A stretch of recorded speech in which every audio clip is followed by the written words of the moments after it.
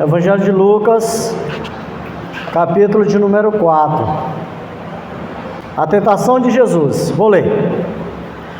Jesus, cheio do Espírito Santo, voltou do Jordão e foi guiado pelo mesmo Espírito no deserto.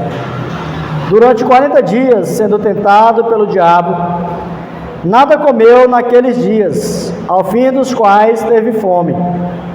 Disse-lhe então o diabo: se és o Filho de Deus, manda que essas pedras se transformem em pão. Mas Jesus lhe respondeu: está escrito, não só de pão viverá o homem. E elevando-o, mostrou-lhe no momento todos os reinos do mundo. Disse-lhe o diabo: dar-te-ei toda esta autoridade e a glória destes reinos, porque ela me foi entregue, e a dou a quem eu quiser. Portanto, se prostrado me adorares, toda será tua.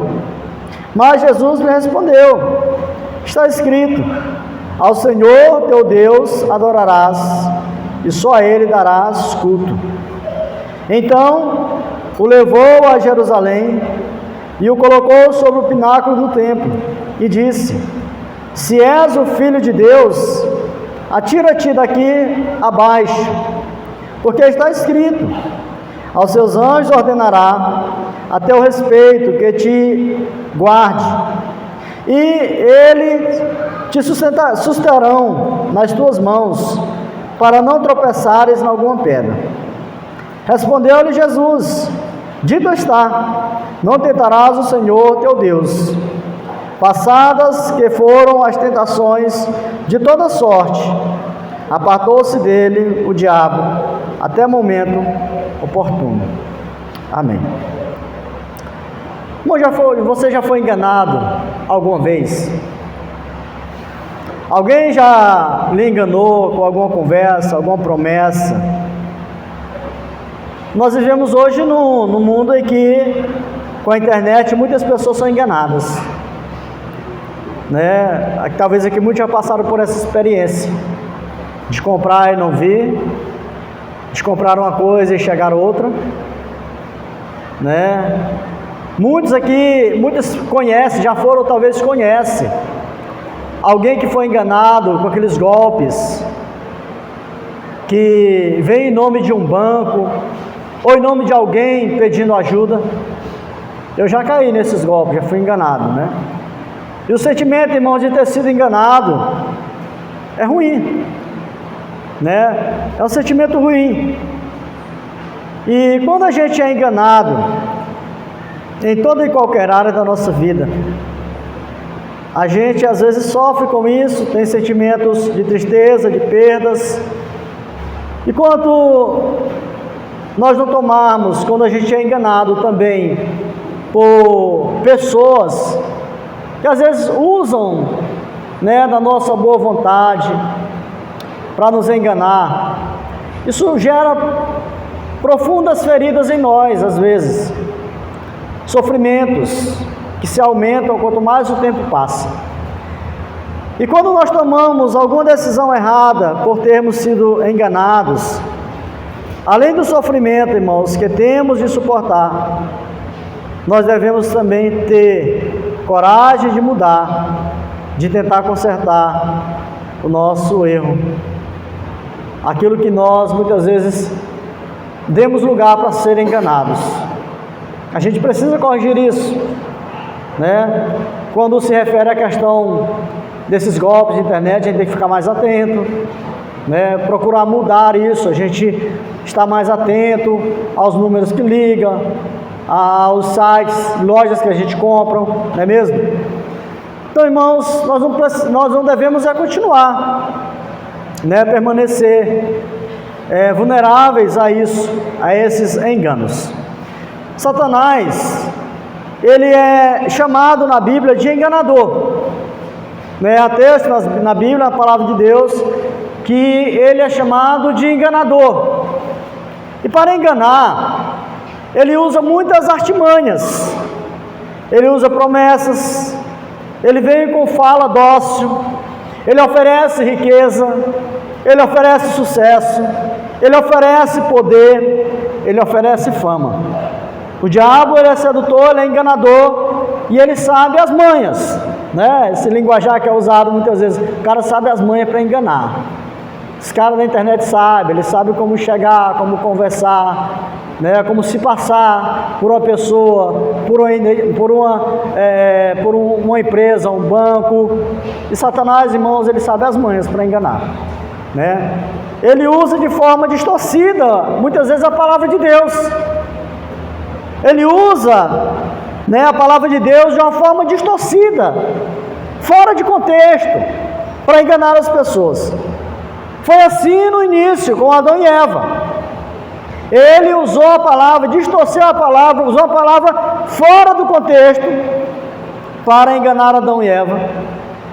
E desde então ele continua com essas investidas enganosas, com ciladas, para afastar as pessoas de Deus, afastar aqueles que estão buscando a Deus do caminho, ou até mesmo para impedir aqueles que estão lá fora de se achegarem a Deus.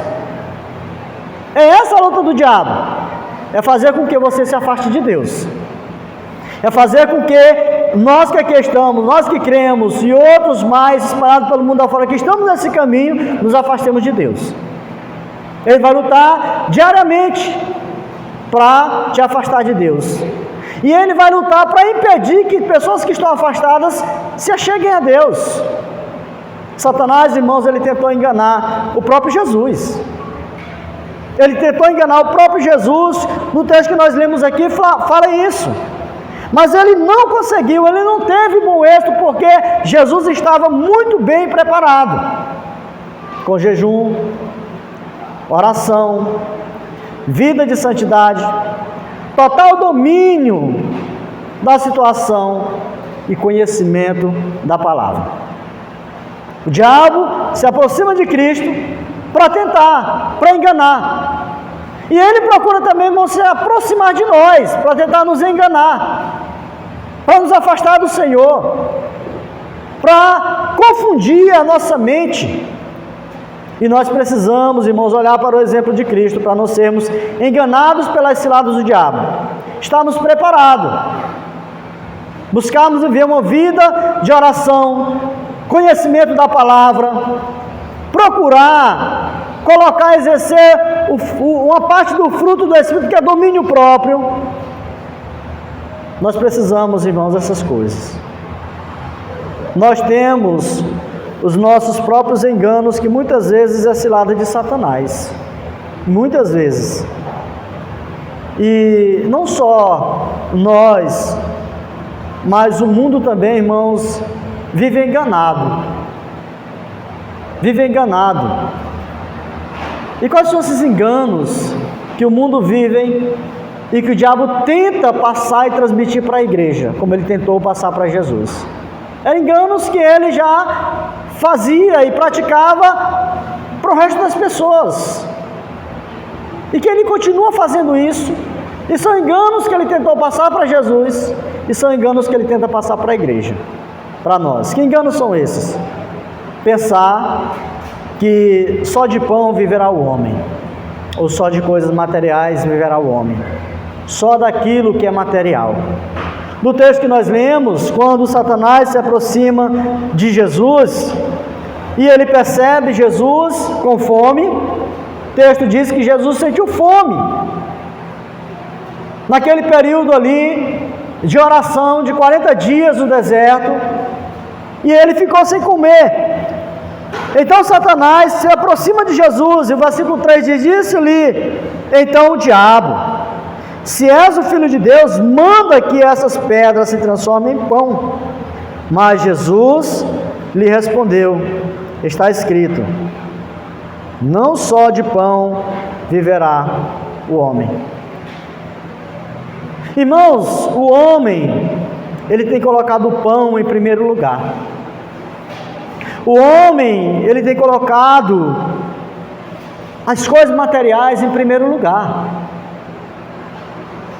e por esse pão, e por esses bens materiais, ele luta desesperadamente, paga qualquer preço para consegui-lo.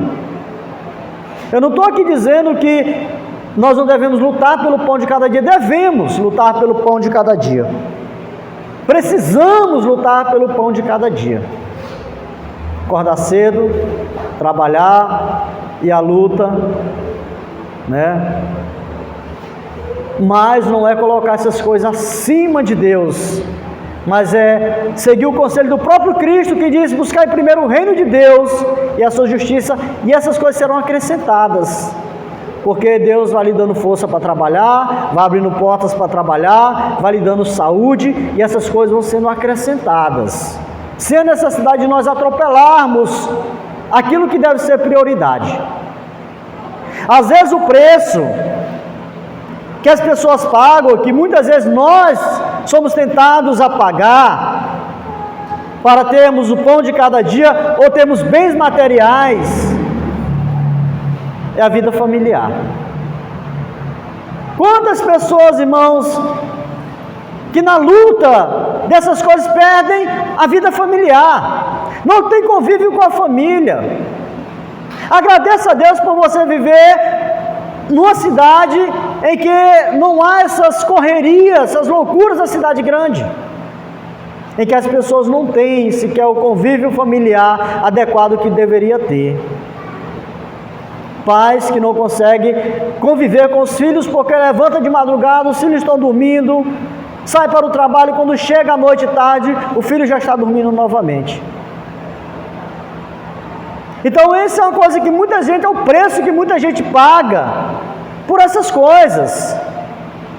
São filhos que se perdem, porque os pais não têm tempo para conversar com filhos, para conviver com os filhos, para estar no momento com os filhos, e acaba perdendo esses filhos. Não perdendo de dentro de casa, do convívio, mas perdendo o amor, o afeto dessas pessoas, desses filhos.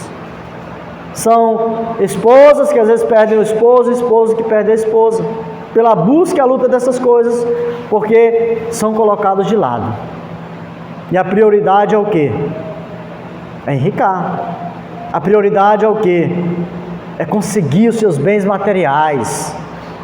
E para isso, para conseguir aquilo que talvez não está dando no momento para conseguir, então eu vou, aumentar a carga de trabalho, o tempo de trabalho, e acaba sacrificando essas coisas.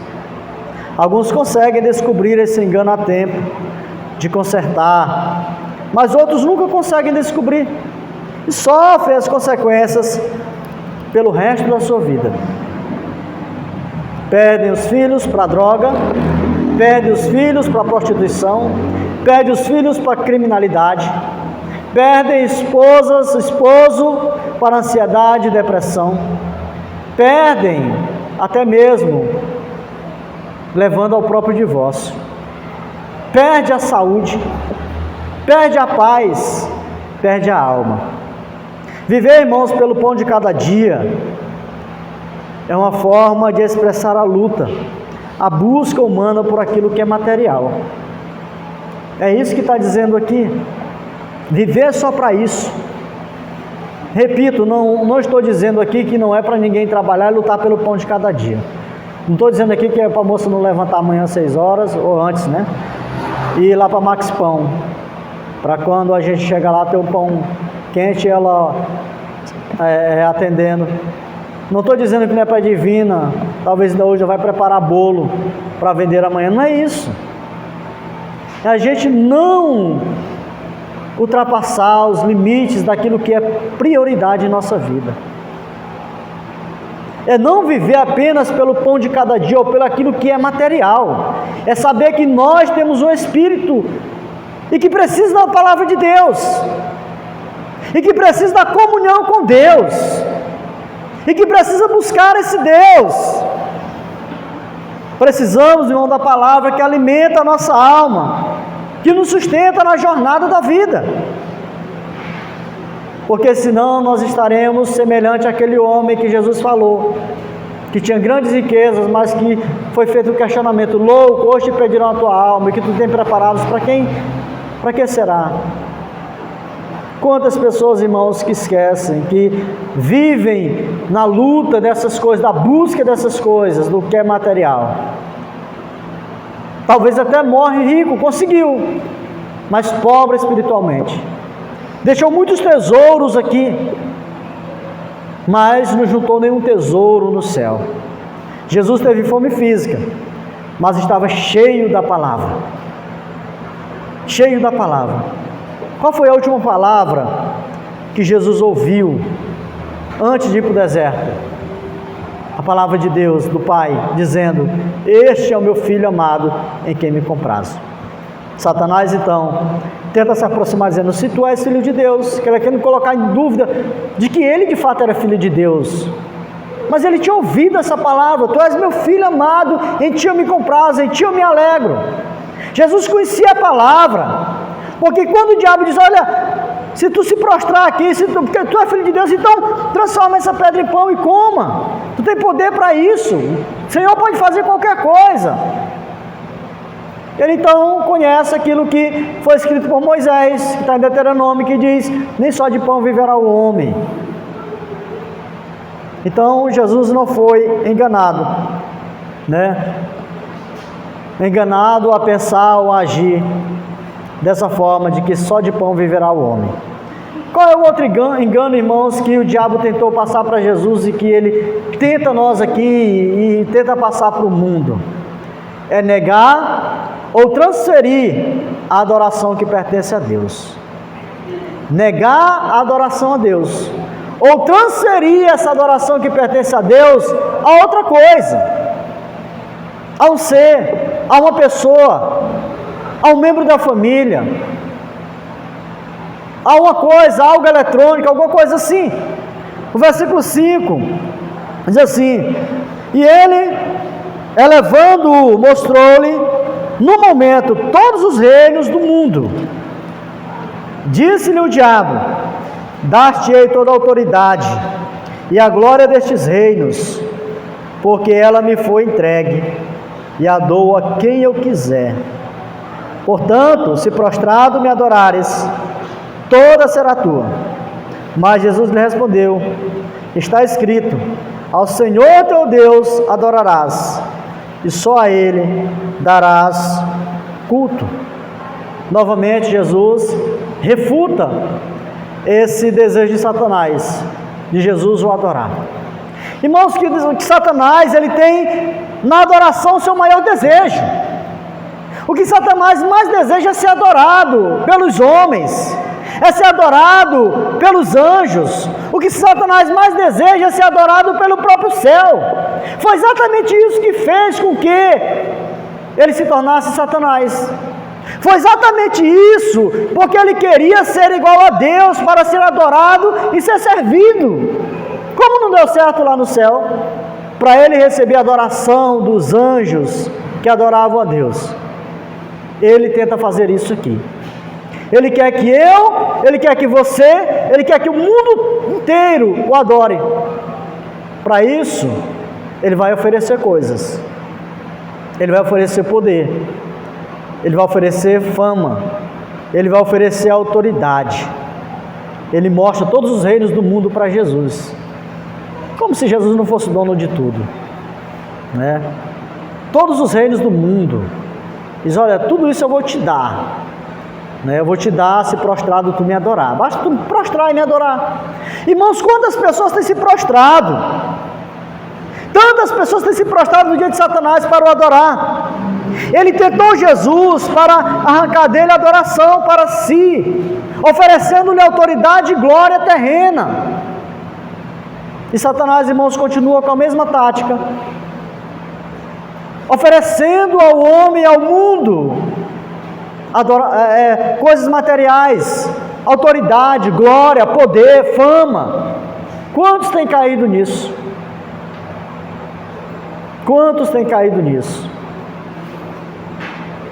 Por causa de autoridade, por causa de poder, tem pactuado com as ideias de Satanás, tem pactuado com as coisas desse mundo, com o sistema desse mundo,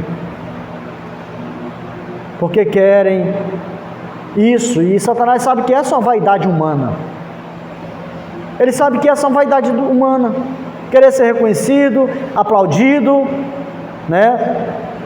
Quando alguém elogia, fica todo inflado, né? Quando conquista alguma coisa, fica cheio de orgulho. Satanás sabe que é isso em nós.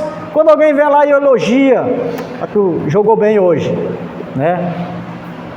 Aí vai querer que a gente busque essa glória humana, mesmo que seja para deixar Deus de lado, mesmo que seja dessa forma. Jesus não deixou. Jesus, quando Satanás, então, ele fala essas coisas, oferece essas coisas, ele também está escrito. Está escrito, somente ao Senhor adorarás, e só Ele prestará culto. Usa novamente aquilo que Moisés havia escrito em Deuteronômio. Então, irmãos, o apóstolo Paulo, ele diz que quem oferece sacrifícios a ídolos está sendo enganado, pois na verdade está sacrificando a demônios. A demônios. 1 Coríntios, capítulo 10, versículo 19 e 20, diz assim: o que quero dizer com isto? O que quero dizer com isto? Que o que é sacrificado ao ídolo é alguma coisa? Ou que o próprio ídolo tem algum valor? Não. Digo que as coisas que eles sacrificam são sacrificadas a demônios e não a Deus. E eu não quero que vocês estejam em comunhão com os demônios. Quantas pessoas sacrificam a demônios? Irmãos, você tem adorado a Deus? Ou você tem dividido a sua adoração a outras coisas, ao dinheiro, à fama, ao poder, aos elogios das pessoas? Você tem adorado a Deus? Você tem buscado servir a Deus? Nós não devemos, irmãos, ser uma igreja que apenas viva e venha sendo nesses bancos, mas precisamos servir a Deus. Há tanta coisa para fazer, e nós muitas vezes queremos servir o mundo, servimos o mundo, servimos a nós mesmos, servimos a outras pessoas, mas não servimos a Deus. Você tem dedicado tempo de qualidade na sua vida para cultuar a Deus? Ou você tem entregado migalhas para Deus? Você tem entregado tempo de qualidade para servir a Deus, para adorar a Deus, para cultuar a Deus, ou só dado migalhas? Eu vou na igreja hoje não, porque eu estou cansado. Não vou na igreja hoje não, porque vai passar um jogo de futebol. Eu não vou para a igreja hoje porque eu vou jogar futebol. Eu não vou para a igreja hoje porque eu tenho isso, tenho aquilo, porque choveu, porque faltou energia. Irmão, nós precisamos quebrar essas coisas. Aproveitar cada tempo, cada momento, cada oportunidade que nós temos hoje de adorar a Deus. Vai chegar tempo que talvez você não vai ter saúde para vir à igreja. Vai chegar tempo que talvez você vai precisar de pessoas para estar lhe levando de um lado para o outro. Os judeus ainda têm essa graça de morar perto da igreja, de ter pessoas que o trazem. E quantas pessoas que não têm isso? Quantas pessoas que não podem, talvez desejariam ir ao culto e não podem ir? E talvez muitas pessoas estão dizendo: quanto tempo eu tive, quanta saúde eu tive, quantas oportunidades eu tive, e eu não aproveitei. Talvez nós vamos ter a mesma sorte que teve o apóstolo João, que morreu de velhice, mas a história diz, a Bíblia não está na Bíblia, mas os livros de história dizem, as testemunhas dizem que ele, já velho na sua idade, em Éfeso, as pessoas iam buscar ele, traziam ele para o culto na igreja. Talvez você não vai ter pessoas que fazem isso, então aproveita cada momento hoje. Enquanto você tem vida, enquanto você tem saúde, enquanto você tem disposição, enquanto você tem oportunidade para adorar a Deus, para entregar a Ele o seu tempo. Decida servir, decida adorar, decida, irmãos, receber Jesus em seu coração e viver com esse Jesus todos os dias da sua vida. Não troque isso pelas coisas desse mundo, não vale a pena, não compensa. Não compensa. Jesus é oferecido a Ele a glória, a riqueza de todo mundo, o poder sobre todo mundo, a autoridade sobre todo mundo. Não foi sobre a cidade, um país, uma nação, mas sobre todo mundo. Ele disse: não compensa, não compensa. No final, o que ele diz? Quando Ele ressuscita e Ele vai enviar os discípulos: toda a autoridade me foi dada no céu e na terra. Irmãos, vale a pena você abrir mão de muitas coisas que você talvez está sendo empecilho para você vir à igreja. Vale a pena você abrir mão de tudo aquilo que está talvez atrapalhando ou impedindo você, sendo amarras, para você entregar tempo de qualidade na adoração a Deus. Vale a pena. Outro engano, irmãos, é achar que Deus tem a obrigação de nos guardar. Olha o que diz o versículo 9: então o levou a Jerusalém e o colocou sobre o pináculo do templo e disse: se és o Filho de Deus, atira-te daqui abaixo, porque está escrito: aos seus anjos ordenará a teu respeito que te guardem, e eles te susterão nas suas mãos, para não tropeçares em alguma pedra. Respondeu Jesus: dito está, não tentarás o Senhor teu Deus. Não tentarás o Senhor teu Deus. Irmãos, o diabo agora ele investe em levar Jesus em um alto lugar e dizer: olha, joga-te daqui para baixo, porque está escrito lá no Salmo 90 que os anjos vão te pegar antes de tu cair, né? Ele está fazendo uma exegese errada do texto, manipulando a palavra de Deus. Jesus novamente usa o que está escrito em Deuteronômio. Também está escrito: não tentarás o Senhor teu Deus. Irmãos, Deus ele não é obrigado a fazer nada. Ele não é obrigado, pois Ele é Deus soberano e está acima de qualquer coisa nesse mundo. Ele já estabeleceu leis que regem o universo, inclusive a lei chamada lei da gravidade. Qual é a lei da gravidade? É que puxa as coisas para baixo. O pastor já explicou muito isso aqui nos cultos ao domingo. Tudo que você jogar, a lei da gravidade vai puxar, né? Então, quebrar essa lei saltando do pináculo do templo é no mínimo loucura. Você dizer: eu vou subir lá para a torre, lá eu vou pular, e está escrito que os anjos vão me segurar. A lei da gravidade diz que tudo que é pesado, que for jogado para cima, ou que cair, vai para o chão. É loucura você fazer isso, né? Então, no exercício do seu grande amor, irmãos, Deus ele opera milagres a nosso favor. Mas isso acontece sempre segundo a sua soberana vontade, segundo o desígnio dele, que é incompreensível, que é intangível para nós, ao ser humano. Nós cremos que Deus pode fazer milagre, mas Ele vai fazer milagre não segundo a nossa vontade, mas conforme a vontade dEle. Ele faz segundo os ditames da sua palavra, e jamais para atender capricho. Surgiu aí, lá na década de 70, quando surgiram essas igrejas neopentecostais, a chamada teologia da confissão positiva, e ensina que a fala humana ela tem poder de criar a realidade, que confessar positivamente algo referente à saúde, riqueza, sucesso, vai acontecer, vai vir à existência, né? E essas bênçãos, segundo essa doutrina, no entanto, ela distorce, irmãos, o ensino bíblico sobre a fé e a soberania de Deus. Porque a teologia da prosperidade é onde a pessoa diz: eu ordeno que aconteça, eu ordeno, eu não aceito.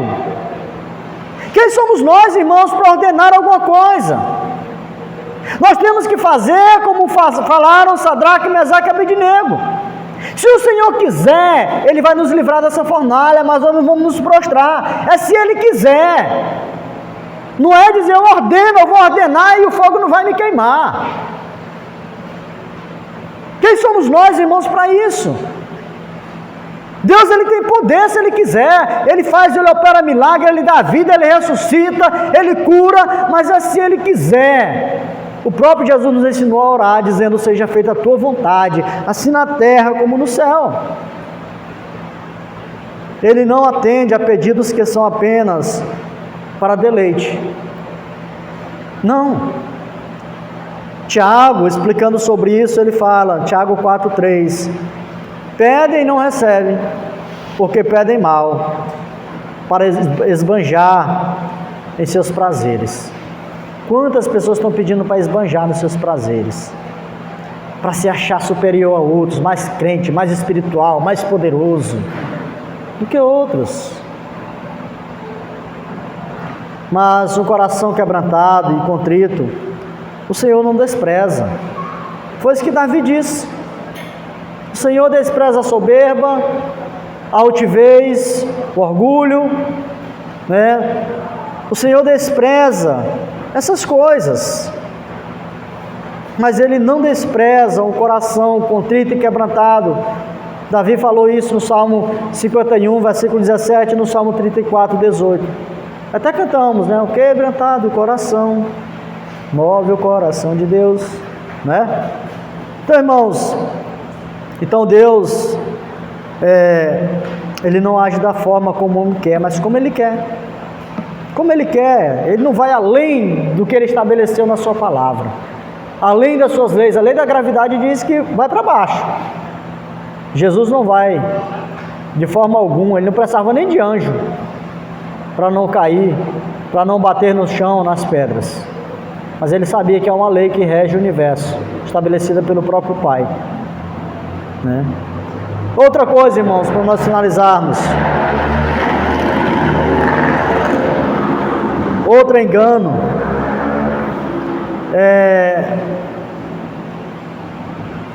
que o Satanás tenta passar para o mundo e até mesmo para a igreja. As pessoas pensam que o diabo não existe. Tem muita gente que diz: o diabo não existe. Não existe o diabo. Os saduceus eram um grupo religioso daquela época que não acreditavam em anjos, portanto não acreditavam em demônios, em anjos, em Satanás. E há muitas pessoas com espírito de saduceu hoje, que não acreditam na existência do diabo. O diabo não existe, né? O diabo não existe. Mas aqui o texto nos fala claramente que foi o diabo tentando Jesus. Apareceu Satanás ali e ele tentou Jesus. Jesus, irmãos, venceu o diabo em todas as suas ciladas, enganos e tentações. Mas o diabo, ele nunca perdeu a esperança de enganá-lo. Nunca perdeu a esperança de enganar Jesus. Ele perseguiu até a cruz. E o texto aí nos diz, nos informa, irmãos, o texto que nós lemos, virou aqui a página, diz assim: passadas, versículo 13, que foram as tentações de toda sorte, apartou-se dele o diabo, até momento oportuno, até ter outra oportunidade. Ele não desistiu. Ele não vai desistir de nos tentar, ele não vai desistir de nos enganar. Não conseguiu hoje, vai tentar amanhã. Ele vai tentar amanhã. Assim, irmãos, ele fez com os servos, os discípulos fiéis a Jesus, e ele vai fazer conosco também. Precisa ir para o culto não, rapaz. Vai jogar bola, vai passear. Precisa ir para o culto não. Trabalhou hoje o dia todo, vai não, né? Precisa ir para o culto não, vai chover. né? Não precisa tu ajudar a igreja financeiramente, não. Para quê? Não precisa.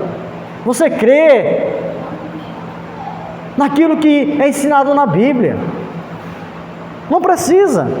Então, irmãos, a obra do diabo é enganar, é matar, é destruir. Sempre foi e vai ser até o final. Então, para identificar, irmãos, a obra do diabo, basta olhar para a vida das pessoas e ver, né, a destruição que existe. E a gente vai saber que ele passou por ali.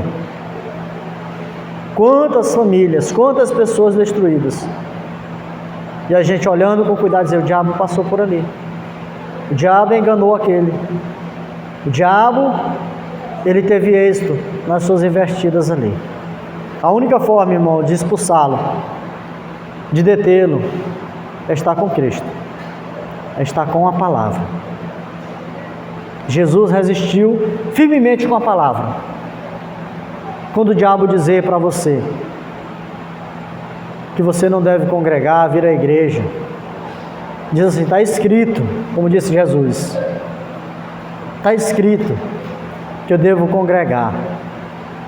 Está escrito na palavra de Deus. Leia lá o que está em Hebreus capítulo 10. Não deixeis de congregar, como é costume de alguns. Quando Satanás tentar te enganar, não precisa servir a igreja financeiramente. Diga também: está escrito. E há tantos versículos, textos que está escrito. Quando Satanás tentar te enganar e dizer: Deus tem a obrigação de curar, de proteger, guardar, fazer qualquer coisa, então, né, Deus tem a obrigação de te guardar porque tu é filho dele, então arregaça no mundo aí com a moto a 140, 160, 200 por hora. Ele vai te guardar. Vai nessa. E não vai sobrar nenhum nome para botar na cruz.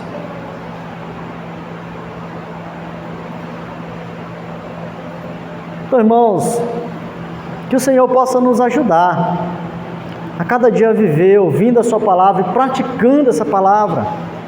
E só assim que nós resistiremos às investidas enganosas do diabo. Não se engane com o enganador. Não se engane com as suas ciladas que ele lança contra você, né? Esteja protegido como você procura proteger a sua conta bancária, a não cair em ciladas daqueles que estão ligando, mandando mensagem, ou tentando te vender algo que nunca vai chegar na sua casa, né? Comprei uma camisa do São Paulo em março, nunca chegou, né? Nunca chegou. Se fosse do Palmeiras também não chegava, né? Tem coisas que a gente cai, irmão, nessas ciladas. Precisamos, né, estarmos guardados contra isso. Então abra seu coração para Jesus e para a sua palavra, e assim estaremos livres, não das investidas do diabo, mas dele ter sucesso nessas investidas. Porque assim como ele tentou Jesus até em momento oportuno, ele vai tentar nós até em um momento oportuno. Tentou hoje, não deu certo, pensa que ele vai desistir? Não vai não. Ele tentou Jesus até quando estava na cruz ainda. As pessoas dizendo: ele chegou dizendo para ele: tu não é filho de Deus? Então transforma a pedra em pão e coma. Tu não é filho de Deus? Então desça daí, salva-te e me salva também. Então ele vai tentar. Até o dia que nós estivermos vivos aqui nesse mundo, ele vai ver como um momento oportuno para nos tentar, para nos afastar do Senhor, para nos enganar, porque ele é enganador. Que Deus nos abençoe, que Deus nos livre desse capítulo, das investidas dele e de cairmos nas ciladas dele, em nome do Senhor Jesus. Amém. Deu 9 horas, né? Hora de encerrar. Amanhã é dia de trabalhar, amanhã é dia de volta às aulas, né, Daniel? Glória seja dada a Deus por isso. Louvado seja o Senhor. Que nós possamos viver a semana debaixo da graça e proteção do Senhor. Que possamos, em nome do Senhor Jesus, nos deleitarmos nele, desde o nosso levantar até o nosso deitar. e aproveitar cada oportunidade para servir e adorar aquele que é o único digno do nosso louvor e adoração. Em nome do Senhor Jesus. Amém. Senhor Deus, obrigado pela Tua palavra. Obrigado a Deus em nome de Jesus Cristo, pela Tua proteção sobre nós diariamente. Obrigado pelo Senhor ter nos dado a oportunidade de nós nos reunirmos para Te cultuar nessa noite e aprendermos a Tua santa e bendita palavra. Abençoa, Deus, nossas vidas. Sabemos que o diabo, ele existe e que ele é enganador. E ele vai tentar, ó Deus, afastar nós de Ti e impedir aqueles que estão longe de se aproximar de Ti. Para isso ele vai usar ciladas, vai ofertar poder, fama, autoridade, tudo mais, aquilo que possa satisfazer a vontade humana, o ego humano, para nos fazer afastar de Ti ou nos esfriar na adoração ao Senhor. Mas que o Senhor possa, em nome do Senhor Jesus, nos livrar de tudo isso. Abençoa, Deus, tenhamos uma semana abençoada, guardados e protegidos pelo Senhor, recebendo diariamente força para viver um dia de cada vez, em nome do Senhor Jesus. Amém.